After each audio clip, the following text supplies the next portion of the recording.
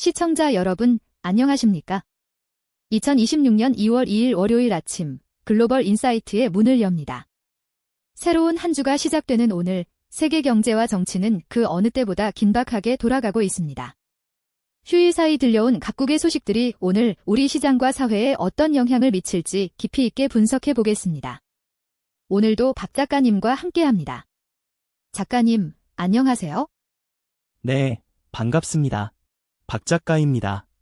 2월의 첫 월요일인데 세계 지도를 보니 마치 거대한 체스판에서 말들이 일제히 움직이기 시작한 느낌입니다. 미국은 실리와 명분 사이에서 줄타기를 하고 있고 우리나라는 기술력을 무기로 사상 초유의 기록을 써 내려가고 있죠. 역사적으로 보면 19세기 말 대영 제국이 전 세계의 전신망을 깔며 정보의 동시성을 만들었던 때와 비슷합니다. 다만 지금은 그 전선이 인공지능과 우주, 그리고 관세라는 보이지 않는 선으로 바뀌었을 뿐이죠. 오늘 이 복잡한 실타래를 하나하나 풀어보겠습니다. 거대한 체스판이라 오늘도 박 작가님의 예리한 통찰이 기대됩니다. 그럼 먼저 세계 경제의 심장부이자 최근 가장 예측 불가능한 행보를 보이는 미국 소식부터 시작하죠. 미국 트럼프 행정부가 겉으로는 무역 적자를 대폭 줄였다고 강조하고 있지만 실제 지표는 조금 다른 목소리를 내고 있다고요? 네, 트럼프 대통령은 재임 첫 해에 무역 적자를 77%나 줄였다고 자평하고 있는데요. 하지만 정작 뚜껑을 열어보니 작년 11월 기준으로 미국의 무역 적자는 전월 대비 무려 95%나 폭증했습니다. 이는 1992년 3월 이후 34년 만에 최대 증가폭입니다. 재미있는 건 트럼프가 관세 장벽을 높이면 높일수록 시장은 오히려 관세가 더 오르기 전에 물건을 사두자는 선침의 물량으로 대응하고 있다는 점입니다. 마치 1930년대 스무트홀리 관세법이 통과됐을 때 전 세계가 보복 관세와 무역 위축으로 반응하며 대공황을 심화시켰던 역설적인 상황이 떠오릅니다. 한편으로는 근로자 가구 감세 법안이 본격 시행되면서 가계소득에는 숨통이 트일 것이라는 전망도 나오고 있네요. 마이크 존슨 하원의장이 발표한 내용이죠. 이번 분기부터 시행되는 감세 법안으로 미국 가구당 평균만 달러의 추가 수입이 생길 것이라고 합니다. 이건 전형적인 레이거노믹스의 부활입니다.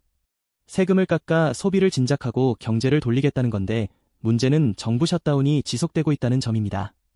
국토안보부 예산안을 놓고 여야가 평행선을 달리는 와중에 이민세 관집 행국, 즉 아이스 해체를 요구하는 시위까지 전국적으로 번지고 있습니다. 밖으로는 평화 중재자를 자처하며 러시아 우크라이나 협상을 아부다비에서 이끌고 있지만 안으로는 예산과 이민 문제로 몸살을 앓고 있는 그야말로 야누스의 얼굴을 한 미국입니다. 야누스의 얼굴이라 대외적인 평화 행보와 대내적인 정치 혼란이 공존하는 상황이군요. 우주 관련 법안들도 이번 주에 심의된다고 하니 지켜봐야겠습니다. 다음은 대한민국 소식입니다. 증시가 그야말로 불기둥을 뿜어내고 있습니다.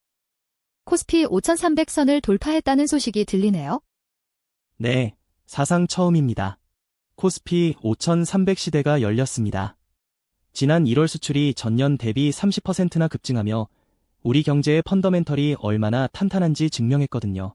반도체 수요가 견조한 데다 조업 일수까지 받쳐준 결과인데 이건 마치 1980년대 후반 3저 호황 당시 한국 경제가 퀀텀 점프를 했던 순간을 연상시킵니다.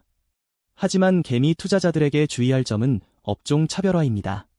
지수가 오른다고 모든 종목이 오르는 게 아니라 실적이 뒷받침되는 핵심 기술주 중심으로 재편되고 있거든요.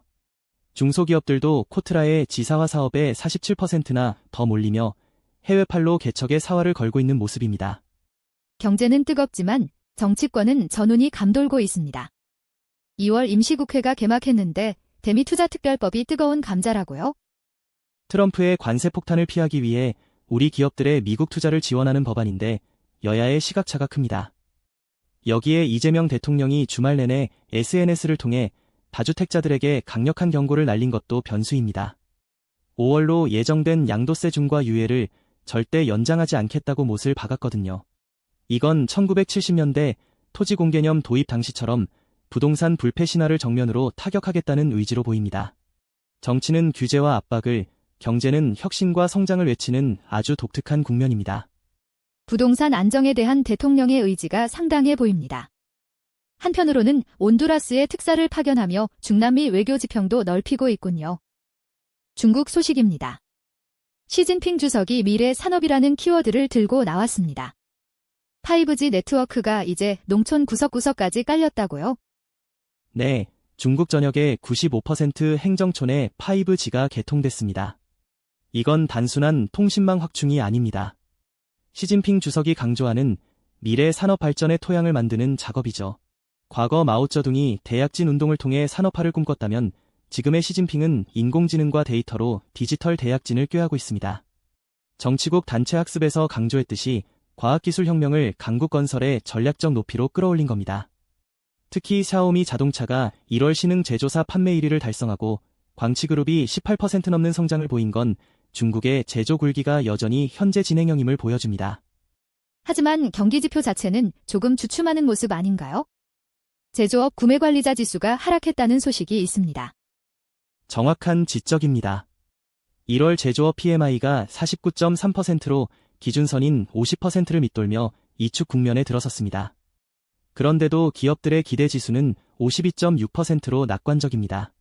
왜일까요? 바로 정부의 대규모 설비 갱신과 소비재 교체 정책에 대한 믿음 때문입니다. 9,360억 위안 규모의 특별국채가 4,500개 프로젝트에 투입될 예정이거든요.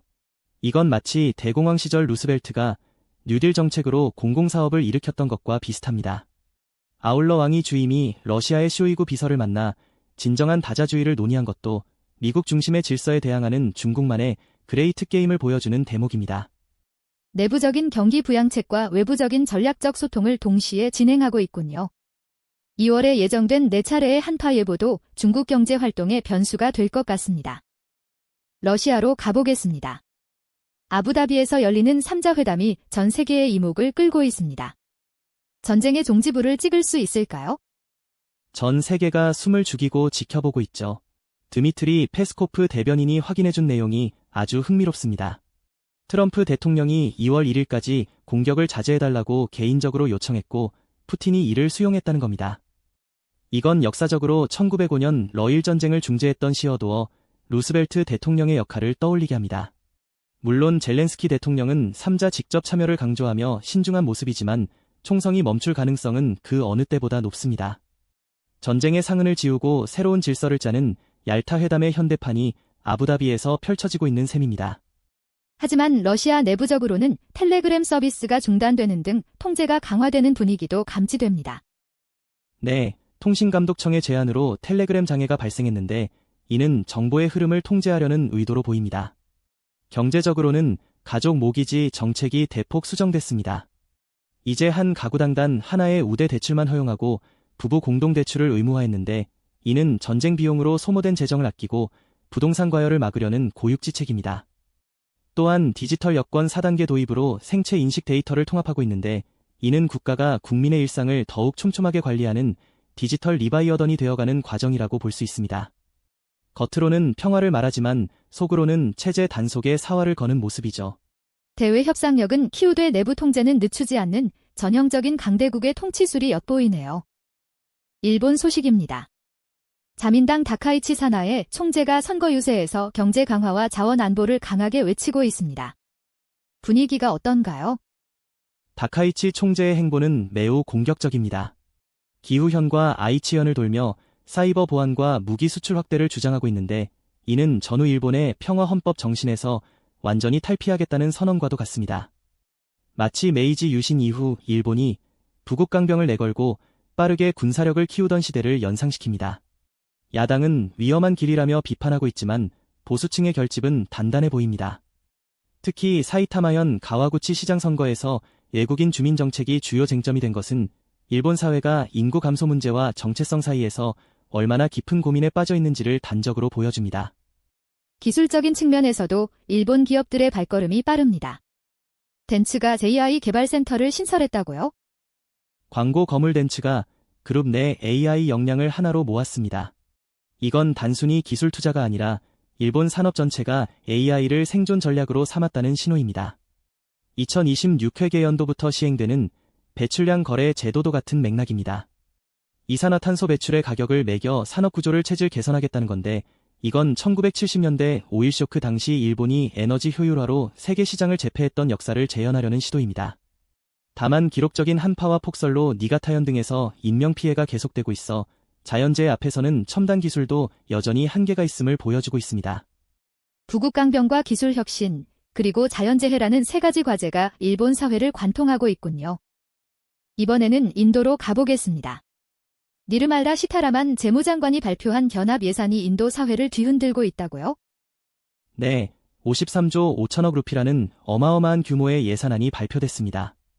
우리 돈으로 환산하면 가늠조차 힘든 액수죠. 인도 정부는 이를 선진 인도를 위한 로드맵이라 부르고 있습니다. 특히 눈에 띄는 건 정보기술 서비스 기업에 대한 규제 완화와 인공지능 활용 확대입니다. 인도는 지금 자신들의 젊은 인구 구조를 무기로 세계의 사무실을 넘어 세계의 뇌가 되겠다는 야심을 드러내고 있습니다. 이건 1990년대 인도가 시장 개방을 통해 정보기술 강국으로 발돋움했던 제2의 개혁 개방 선언이나 다름없습니다. 하지만 시장의 반응은 차가웠습니다. 증시가 급락했다고요? 그게 바로 시장의 역설입니다. 정부가 파생상품 거래에 대한 증권거래세를 인상하고 자사주 매입과세 방식을 바꾸겠다고 하니 투자자들이 즉각 매물로 응수한 겁니다. 니프티 50 지수가 2% 가까이 빠졌죠. 야당도 실업과 농촌 빈곤 문제를 해결하기엔 턱없이 부족한 부자들을 위한 예산이라며 맹비난하고 있습니다. 마치 1920년대 미국의 급격한 성장 이면에 가려졌던 농촌의 황폐화가 떠오르는 장면입니다.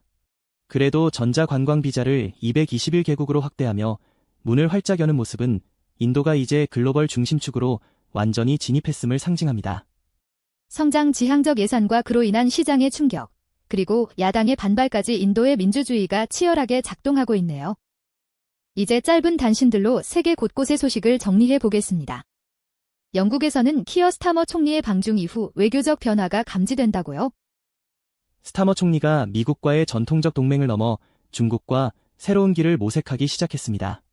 스카치 위스키 관세 인하 같은 실리를 챙기며 실용 외교로 선회한 건데 이는 냉전 시대 영국의 가교 외교를 떠올리게 합니다.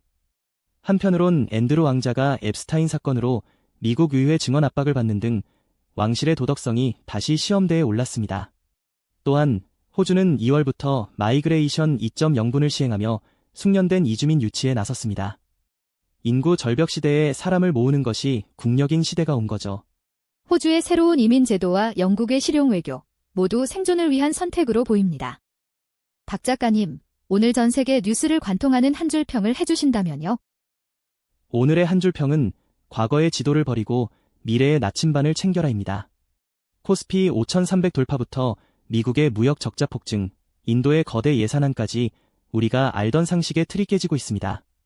역사는 반복되지만 그 양상은 늘 새로운 기술과 결합해 우리를 시험하죠.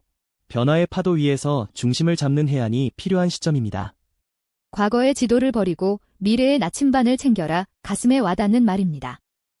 오늘 우리가 살펴본 세계 곳곳의 소식들이 시청자 여러분의 오늘을 설계하는데 유용한 나침반이 되었기를 바랍니다. 한 주의 시작인 월요일, 활기차고 행복하게 시작하십시오. 네, 여러분 모두 건강하고 유익한 하루 보내시길 바랍니다. 저희는 여기서 인사드리겠습니다. 시청해주신 여러분, 고맙습니다.